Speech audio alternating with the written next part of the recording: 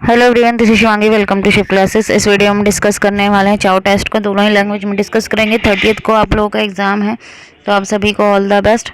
तो बढ़ते हैं टेस्ट की तरफ। तो टेस्ट क्या है? ये एक स्टैटिस्टिकल टेस्ट है जो डेवलप किया था ग्रेगरी चाउ ने। ये टेस्ट करने के लिए कि जो कॉफिशिएंट है दो डिफरेंट रिग्रेशन मॉडल में डिफरेंट डेटा सेट्स के वो इक्वल हैं या नहीं है। तो जो अगर हम देखें चाउ टेस्ट जो है, जो टिपिकली यूज़ किया जाता है वो इकोनोमेट्रिक्स में ही यूज़ किया जाता है टाइम सीरीज़ डेटा को डिटरमाइन करने के लिए कि क्या जो टाइम सीरीज़ डेटा है, भाई जो टाइम से रिलेटेड है कि हम पर्टिकुलर टाइम के पीरियड की बात कर रहे हैं, तो वहाँ पे स्ट्रक्चरल ब्रेक जो है वो आ रहा है नहीं आ रहा डेटा में कुछ पॉइंट पे। ठीक है, कुछ पॉइंट पे कि एक पॉइंट पे बिफोर एंड आफ्टर भी एग्जांपल से समझेंगे, आपको क्लियर होगा। तो चाउ टेस्ट हमें यही समझने में मदद करता है कि जो भी रिग्रेशन लाइन है उसमें जो रिग्रेशन कोफिशिएंट है वो इक्वल है या नहीं है।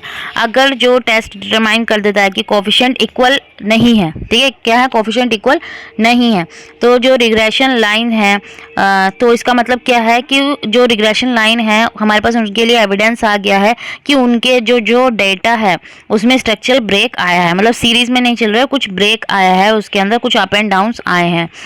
तो एग्जांपल देखो, अब यहाँ पे आपको लेफ्ट साइड दिख रहा है, यहाँ पे लेफ्ट साइड आपको दिख रहा है, स्कैटर डायग्राम दिख रहा है, ठीक है। और अगर हम देखें राइट हैंड साइड, यहाँ पे आपको दिख रहा है एक रिग्रेशन लाइन हमने इसमें ड्रॉ कर दी। इस डेटा सेट में आपको दिख रहा है कि यहाँ पे कुछ ये कैसे हो रहा है, अप एंड डाउन ऐसा कुछ हो रहा है, ठीक है। फिर हमने क्या करा, इसको हमने दो सेपरेट रिग्रेशन लाइन में क्या कर दिया, डिवाइड कर दिया डेटा को। भाई जो इतना डेटा जा रहा था उस पर एक रिग्रेशन लाइन वो कर दिया डेटा में, और इधर से एक रिग्रेशन लाइन को डिवाइड कर दिया। तो हमने डेटा सेट को किस में, दो पार्ट्स में डिवाइड कर दिया है। तो अगर हम एग्जांपल से समझें, यहाँ एग्जांपल हम ले सकते हैं कि स्टॉक प्राइस चेंज हो रहे हैं बिफोर एंड आफ्टर इलेक्शन। तो इलेक्शन की वजह से क्या हुआ, स्टॉक प्राइस में क्या हो गया, चेंज आ गया।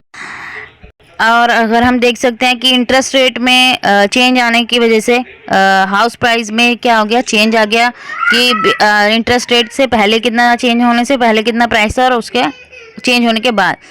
एवरेज प्रॉफिट जो है पब्लिक कंपनीज का, उसमें कितना चेंज आया है before and after new tax law.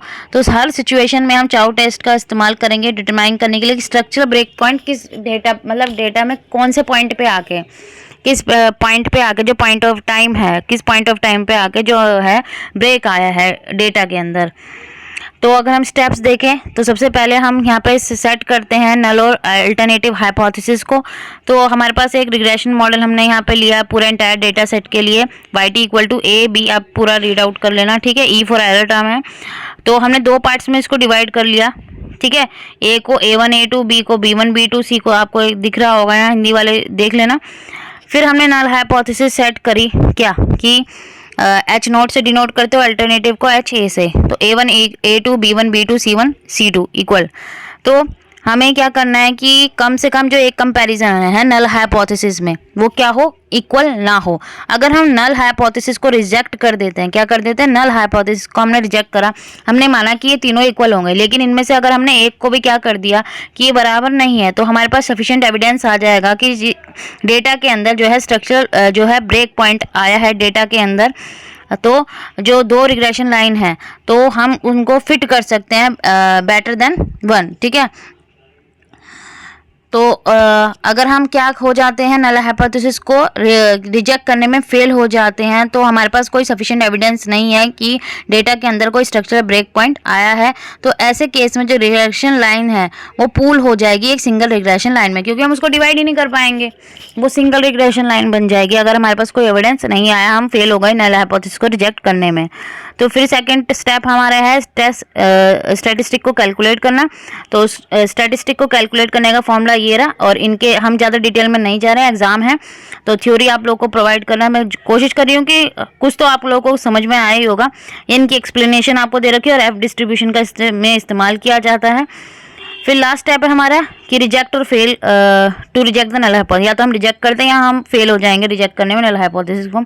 तो इसमें पी वैल्यू जो है एसोसिएट होती है टेस्ट स्टैटिस्टिक से less than a certain significance level, ठीक है, कि सिग्निफिकेंस लेवल से सर्टेन लेवल से जो है हमारी जो पी वैल्यू है वो कम होगी। अगर हम नल हाइपोथेसिस को रिजेक्ट कर देते हैं तो हमारे पास क्या हो जाएगा कि जो स्ट्रक्चरल ब्रेक पॉइंट है डेटा के अंदर हमें पता लग जाएगा।